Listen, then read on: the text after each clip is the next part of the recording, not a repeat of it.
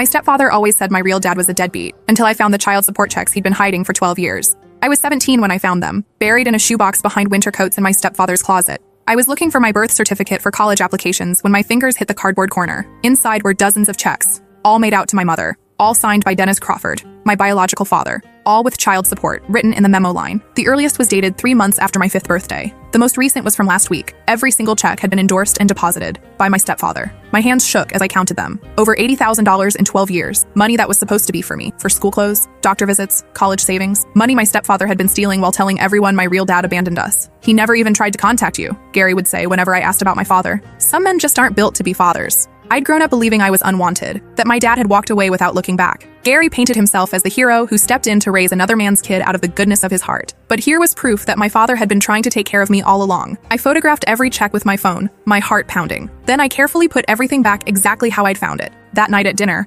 Gary complained about money again. College is expensive, he said. Maybe you should consider community college first. I stared at him across the table. This man who'd been stealing from his own stepchild for over a decade while pretending to be struggling financially. What if I found another way to pay for it? I asked carefully. Like what? Your deadbeat father's finally going to step up? He laughed bitterly. Don't hold your breath. After dinner, I called the number on the return address from the most recent check. My hands were trembling as I dialed. Hello? The voice was unfamiliar, but warm. Is this Dennis Crawford? I asked. Silence. Then, who's asking? This is Ren Patterson. I think you might be my father. I heard him suck in a sharp breath. Ren? Oh my God. Ren, is that really you? You know who I am? I've been trying to reach you for 12 years, he said, his voice breaking. I've sent letters, emails, gifts. I've called your house dozens of times. Your mother and stepfather said you didn't want contact with me. My world tilted. They said what? They told me you were happy with your new family. That contact with me would be confusing and harmful. They said if I really loved you, I'd stay away. I couldn't breathe. And the child support? Every month for 12 years. $700 a month, sometimes more for school expenses and birthdays. I wanted to make sure you had everything you needed,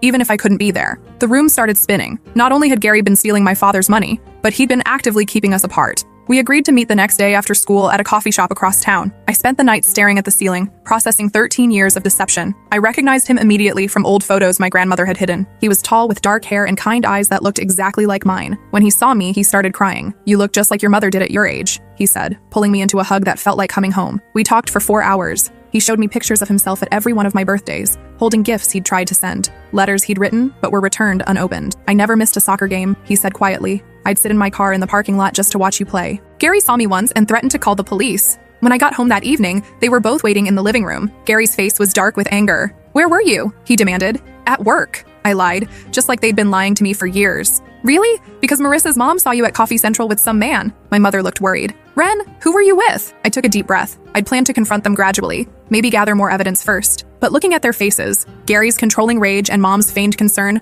I couldn't pretend anymore. I was with my father, I said. The color drained from both their faces. Gary stood up so fast his chair fell backward. That's impossible. You don't know how to contact him. Really? Because he's been trying to contact me for 12 years. Funny how you forgot to mention that. Mom's voice was barely a whisper. Ren, we can explain. Can you explain this? I pulled out my phone and showed them the photos of the checks. $80,000 in child support that you've been stealing while telling me my father abandoned me? Gary lunged for my phone, but I was faster. You little bitch. You have no idea what you're doing. I know exactly what I'm doing. I'm exposing a 12-year fraud. The moment those words left my mouth, I saw Gary's mask slip completely. For years, he'd been the concerned stepfather, the man who sacrificed to raise another man's child. Now I saw what my mother must have fallen for. The charm that hid something much darker underneath. You ungrateful little whore, he snarled. And for the first time in my life, I wasn't afraid of him. There it is, I said calmly. The real Gary. The one who's been stealing from a child for over a decade. Mom was crying now, but I couldn't tell if it was from shock or guilt. You don't understand. We were protecting. From what? From having a father who loved me? From the money he sent to take care of me? The house suddenly felt suffocating. All those years of Gary's lectures about responsibility and family value. All those times he'd made me feel guilty for wanting things we couldn't afford while he was literally stealing my inheritance. I remembered being 12 and begging for new cleats because mine had holes. Gary had gone on a 20-minute rant about entitled children and the value of hard work. 2 weeks later, he'd bought himself a $3,000 motorcycle. I remembered crying when my laptop died during freshman year, knowing I couldn't ask for a replacement because money was always tight. Gary had sighed dramatically and said maybe I should get a job if I wanted nice things. That same month, he'd joined an expensive golf club. Every financial struggle we'd supposedly faced, every sacrifice I'd been asked to make, every time I'd felt guilty for wanting what other kids had, it was all bullshit. The money was there. It had always been there. From disappointment, Gary exploded, snapping me back to the present. Your father is a loser who knocked up your mother and couldn't handle the responsibility. He's been sending $700 a month for 12 years. That doesn't sound like someone who can't handle responsibility. That money was better invested in this family, Gary said, as if he was doing me a favor. I used it to improve our house, pay our bills. You benefited from it. You used it to buy yourself a boat, I shot back, and a motorcycle, and that expensive watch collection. Don't pretend you were noble. Gary's face turned red. I earned that money. I'm the one who's been here every day, dealing with your attitude, your problems, your needs. Your father sends a check and thinks that makes him a parent? You know what makes someone a parent? Actually wanting to be in their child's life, something you prevented for 12 years. Mom finally found her voice. Gary told me your father was dangerous, that he had anger issues, that contact would be harmful. And you believed him? Without question? For 12 years? I was protecting you, she repeated weakly. You were protecting yourself. It was easier to have Gary handle everything than deal with a complicated custody situation. The truth was starting to crystallize in ways I hadn't expected. This wasn't just about stolen money. This was about a systematic campaign to erase my father from my life so Gary could play the hero. I thought about all the Father's Day cards I'd been encouraged to make for Gary. All the times people praised him for stepping up to raise another man's child. All the times I'd felt obligated to be grateful for his presence in my life. Meanwhile, my real father had been watching from parking lots, sending money he probably couldn't afford, and being told his own daughter didn't want to see him. Gary stepped closer, his voice threatening. You're going to stop this right now. You're going to block his number and never see him again. And if you even think about telling anyone about those checks, you'll what? I stood up. No longer the scared little girl who used to hide when he raised his voice.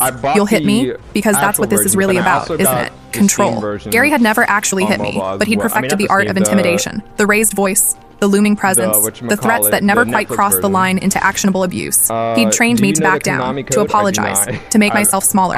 Not anymore. I raised you. I fed you. I put a roof over your head with my father's money, I said. Money you stole. Gary's face twisted with rage. For a moment, I thought he might actually hit me. Then Mom grabbed his arm. Gary, stop. Just stop. He shook her off and stormed toward his office. I heard him slamming drawers, probably moving the evidence. It's too late, I called after him. I already photographed everything. Mom collapsed onto the couch, sobbing. How did this happen? How did everything get so complicated? It got complicated when you chose to lie to me for 13 years. I sat down across from her, studying the woman who'd given birth to me, but had let someone else decide whether I had a relationship with my father. She looked older than her 42 years, worn down by whatever dynamic she had with Gary. I thought I was doing the right thing. Gary said your father was unreliable, that he'd hurt you the way he hurt me. How did he hurt you, Mom? Because from what he told me, you guys just grew apart after I was born. She looked up, tears streaming down her face. It wasn't that simple. Then explain it to me. Mom took a shaky breath, and for the first time in years, she actually looked me in the eyes while talking about my father. Your father and I were young, too young. When I got pregnant, he wanted to get married immediately. I wasn't ready. I wanted to finish college first.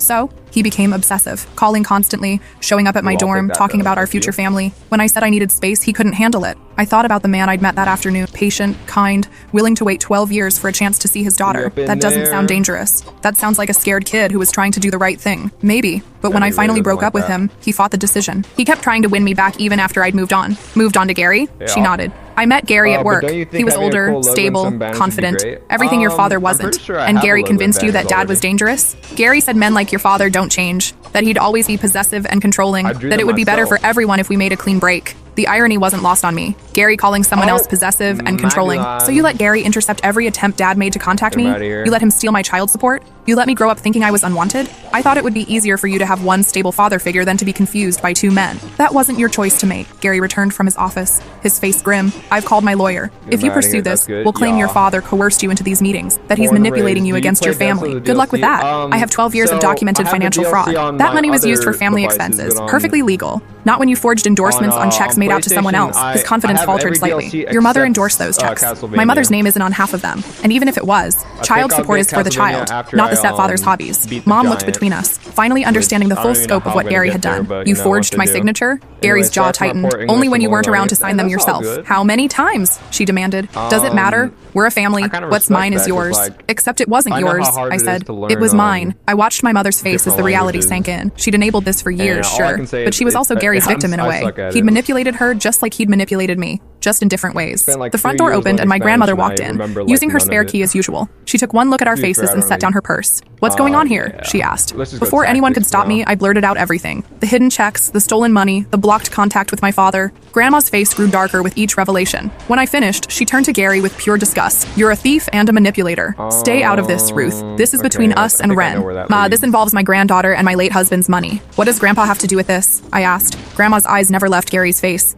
Your grandfather left you a college fund, $20,000. I gave it to your mother when you turned 16. My stomach dropped. What happened to it? Mom looked at Gary, who suddenly found the floor very interesting. Gary said he invested it. Mom whispered. He said it would grow better in the stock market. Which stocks? Grandma demanded. Gary mumbled something about diversified portfolios. That's bullshit and you know it, Grandma snapped. You spent it, didn't you? Just like you spent the child support. I felt something break inside me. The college fund my grandfather had carefully saved. Gone. Just like the child support. Just like 12 years of a relationship with my father. I resent the implication. I resent having a thief in the family. Grandma cut him off. She turned to me. Pack your bags. You're coming to stay with me while we figure this out. She's not going anywhere, Gary said, moving to block the stairway. That's when I pulled out my secret weapon. While they'd been arguing, I'd been texting my father and sharing my location. The doorbell rang. Gary's face went white. You called him? I called my dad. I opened the door and there he was, with a man in a suit beside him. This is my lawyer, Mr. Torres, Dad said calmly. We're here to discuss the return of stolen funds and establishment of proper custody arrangements. Gary tried to slam the door, but Dad's foot was already in the frame. We can do this the easy way or the hard way,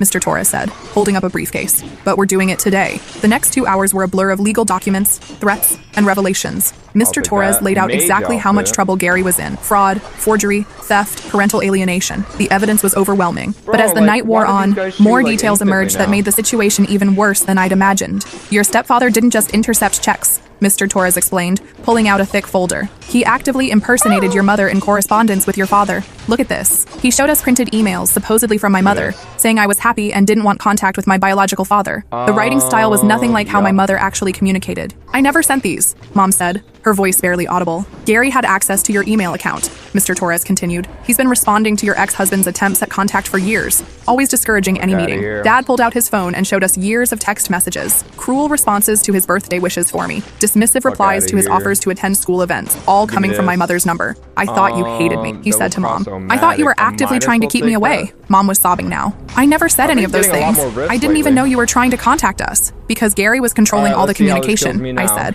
the full scope of his manipulation finally clear. It wasn't just theft. It was identity theft, impersonation, and systematic isolation. Gary had built a wall between my father and our entire family, brick by brick, lie by lie. Your options are limited, Mr. Torres told Gary. You can return the money voluntarily and agree to modified custody, or we can pursue criminal charges and let the courts decide. How much? Mom asked quietly. The child support, the college fund, and interest. About $110,000. I watched Gary's face crumble as he realized his expensive lifestyle was about to end. We don't have that kind of money, he said. Then you'll need to sell some assets. The boat, the motorcycle, the watch collection, maybe even the house. This is my home, Gary protested. Built with stolen money, Dad pointed out. Money meant for my daughter's future. As the negotiations continued, I found myself studying Gary in a way I never had before. This man who'd raised me, who'd taught me to ride a bike and helped with homework and attended school plays. But underneath it all, he'd been systematically destroying my relationship with my father for his own selfish reasons. The worst part was realizing how good he was at it. The way he'd isolated us from Dad while making himself look like the hero. The way he'd convinced my mother that cutting contact was for my own good.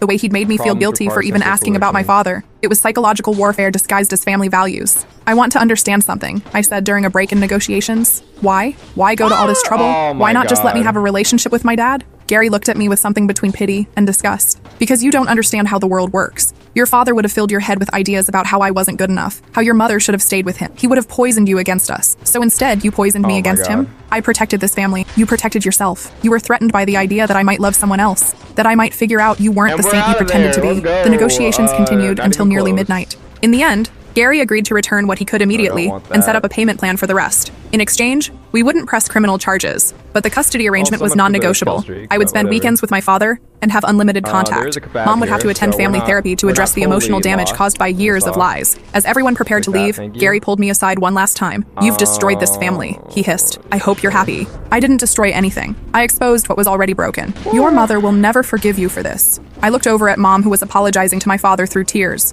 Maybe not. But at least now she knows the truth. Dad drove me to Grandma's house that night. As we pulled into her driveway, he turned to me with tears in his eyes. I'm sorry, he said. I should have fought harder. I should have found a way. You tried. That's more than I knew for 12 years. I missed so much of your life. Then let's not waste any more time. The next few weeks were a whirlwind of revelation and adjustment. Gary moved out, taking only his clothes in the car. The house was put up for sale immediately to help cover what he owed. Mom found a smaller apartment and started individual therapy to deal with the years of manipulation she'd endured. It turned out Gary had been controlling her finances too, monitoring her emails and gradually isolating her from friends and family. I didn't realize how trapped I'd become, she admitted during one of our family therapy sessions. He made every decision seem like it was for the good of the family, but really it was about maintaining control. Dad and I spent those weeks getting to know each other. He showed me photo albums he'd kept of my school events, pictures taken from a distance because he wasn't allowed closer. He'd kept every newspaper clipping mentioning my name, every program from school plays he'd watched from the back row. I was there for your science fair in 6th grade, he said, pointing to a photo of me standing next to my volcano project. You were so proud when it actually erupted. I looked for you in the crowd, I admitted.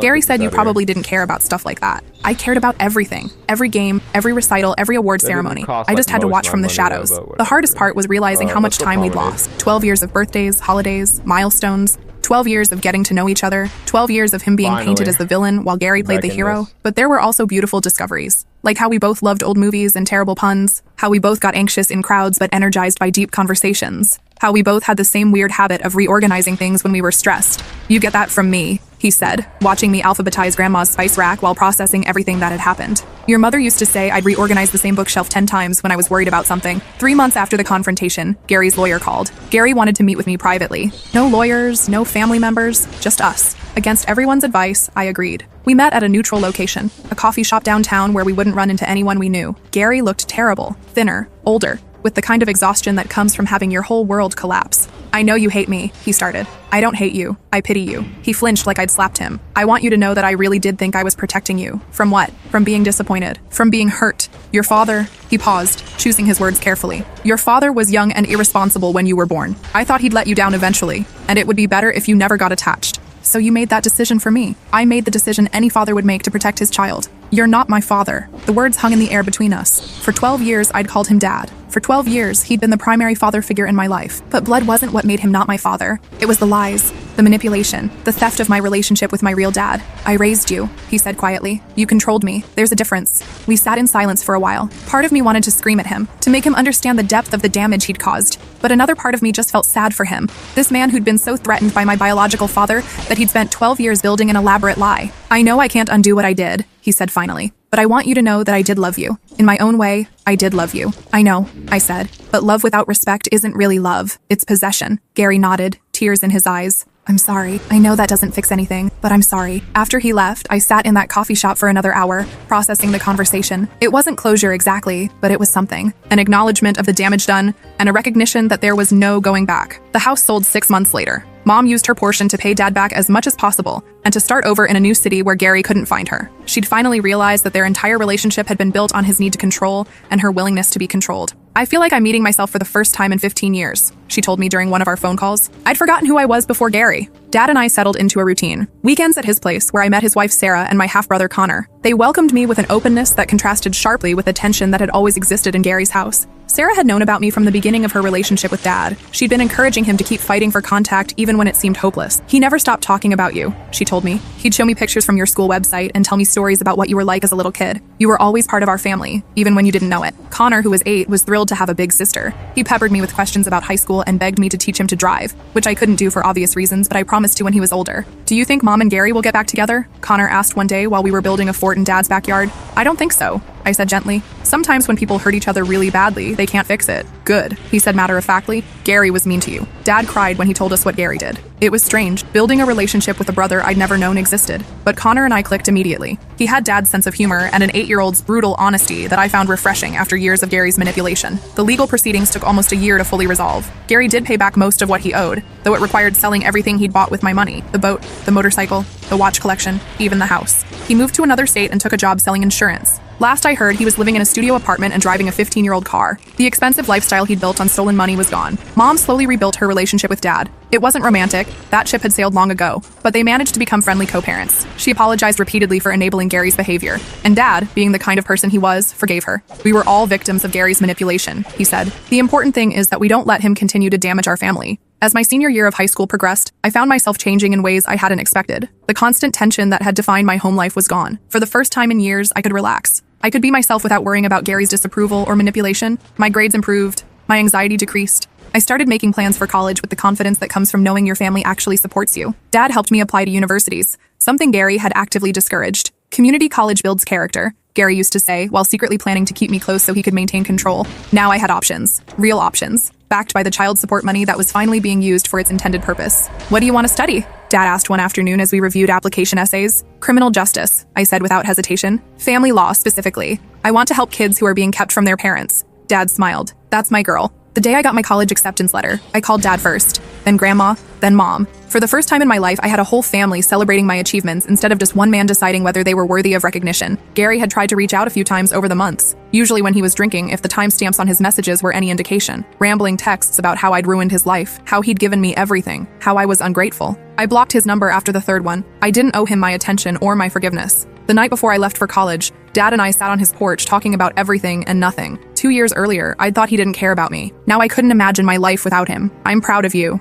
he said as we watched the sunset. "Not just for getting into college, but for having the courage to find the truth and fight for it." "I'm proud of you too," I said, "for never giving up, even when it seemed hopeless. I could never give up on you. You're my daughter." Those words meant everything to me, not because of biology, but because they represented a choice. Dad had chosen to keep fighting for me when it would have been easier to walk away. Gary had chosen to manipulate and control rather than trust and support. The difference between them wasn't just about money or lies. It was about what they believed a parent's role should be. Dad wanted to empower me. Gary wanted to possess me. I graduated college 4 years later with a degree in criminal justice and a specialization in family law. Dad and Sarah were in the front row at my graduation, along with Connor, Mom, and Grandma. We were a non-traditional family, but we were a real family. Gary had sent a card, returned to sender, since I'd moved and hadn't given him my new address. My first job was with a nonprofit that helps children navigate custody disputes and parental alienation cases. I knew exactly how those kids felt. The confusion, the guilt, the sense that loving one parent meant betraying another. The most important thing, I would tell them, is that this isn't your fault. Adults sometimes make bad choices that affect kids, but those choices don't reflect on your worth or your right to be loved. I thought about Gary often in those early months of my career.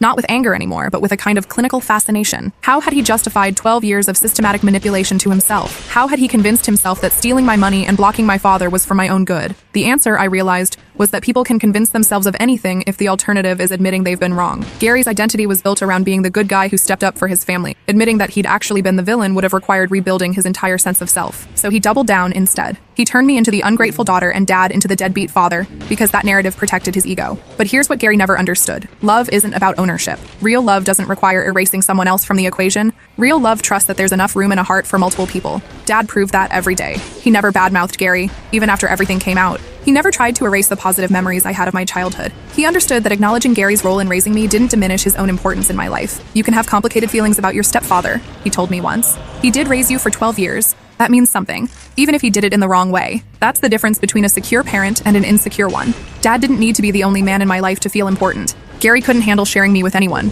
5 years after everything came out, I got married. Dad walked me down the aisle, with Connor as one of the groomsmen and Mom in the front row. It was the family Gary had tried to prevent. Messy, complicated, but real. Gary wasn't invited, but he sent a gift anyway. An expensive vase with a note that said, "I hope you'll think of me sometimes." I returned it, not out of cruelty, but because accepting it would have meant opening a door I'd worked hard to close. Gary's gift came with strings attached. They always did. It was another attempt to insert himself into my life on his terms. I'd learned to recognize manipulation when I saw it. The last I heard, Gary was still selling insurance in another state. He'd remarried a woman with 2 young children of her own. I wondered sometimes if he'd learned anything from what happened with us, or if he was repeating the same patterns with a new family. I hoped for those kids' sake that he'd changed, but I also knew that change requires acknowledging wrongdoing, and Gary had never been capable of that level of self-reflection. 6 months after my wedding, Mom called with news. Gary had been arrested for forging signatures on insurance claims. Old habits, apparently. "Some people never learn," Dad said when I told him about it. "The important thing is that you learned. You broke the cycle." He was right. I had broken the cycle. Not just of Gary's manipulation, but of the broader patterns that had allowed it to happen. The tendency to prioritize peace over truth. The willingness to enable bad behavior rather than confront it. The assumption that love requires sacrifice rather than respect. My children would grow up knowing all the adults who love them. They would never be forced to choose between parents, or be told that loving one person meant betraying another.